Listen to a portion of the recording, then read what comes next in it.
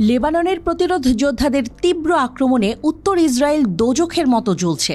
সেখানকার মানারা, স্তুলা, Kiryat Shmona, জারিদ, নাহারিয়া এবং স্লোমির বসতিগুলো এখন ভয়াবহ ক্ষতিগ্রস্ত, তা ইসরায়েলি সংবাদ মাধ্যম থেকেই জানা গেছে।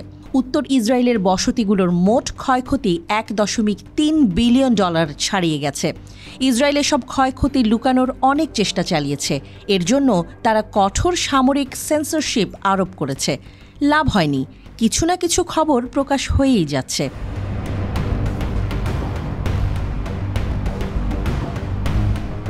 ইসরায়েলি ট্যাক্স কর্তৃপক্ষ বলেছে, উত্তর ইসরায়েলে এমন ভয়াবহ ক্ষতি হয়েছে যা কোনোদিন জানাই যাবে না, কারণ ঘটনাস্থল থেকে বসতি স্থাপনকারীদের সরিয়ে দেওয়া হয়েছে।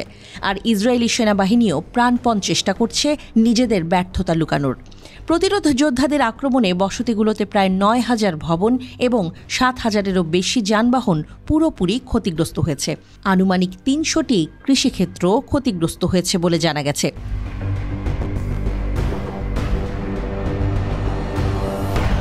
হিজবুল্লাহ প্রতিদিনই অগণিত ক্ষেপণাস্ত্র ছুঁড়ে ইসরায়েলি সেনা ও বসতি স্থাপনকারীদেরকে নাজেহাল করছে। ড্রোন আর উন্নত ক্ষেপণাস্ত্রও আছে। ইসরায়েলি সংবাদপত্র ইয়েদিয়ত আহরোনথ নিশ্চিত করেছে যে কিরিয়াত শমোনা ব্যাপক বিপর্যয়ে পড়েছে। শুধু ক্ষতিগ্রস্ত স্কুলগুলো মেরামত করতে 4 মাস সময় লাগবে বলে মনে করা হচ্ছে। মেতুল্লার বন্দোবস্ত কাউন্সিলের প্রধান ডেভিড আজউলে জানিয়েছেন যে মেতুল্লার 70% বাড়ি ধ্বংস হয়ে গেছে।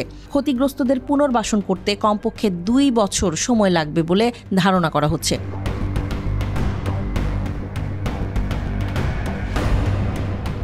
ইয়েদিয়ত আহরোনথ আরও জানিয়েছে যে লেবাননের সীমান্তবর্তী শহরগুলোতে প্রায় প্রতিটি বিল্ডিং ক্ষতিগ্রস্ত হয়েছে। বেশিরভাগ বাড়ি হয় মেরামত করতে হবে অথবা ভেঙে আবার গড়তে হবে।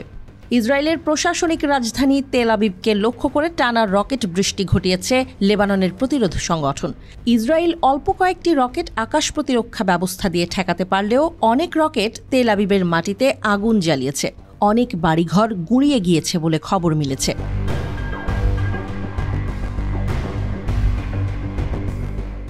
লেবানিজ প্রতিরোধ যোদ্ধারা যখন আক্রমণ চালায় তখন ইসরায়েলের সামরিক শিল্প স্থাপনাগুলো বাধ্য হয়েই বন্ধ করে দিতে হয়।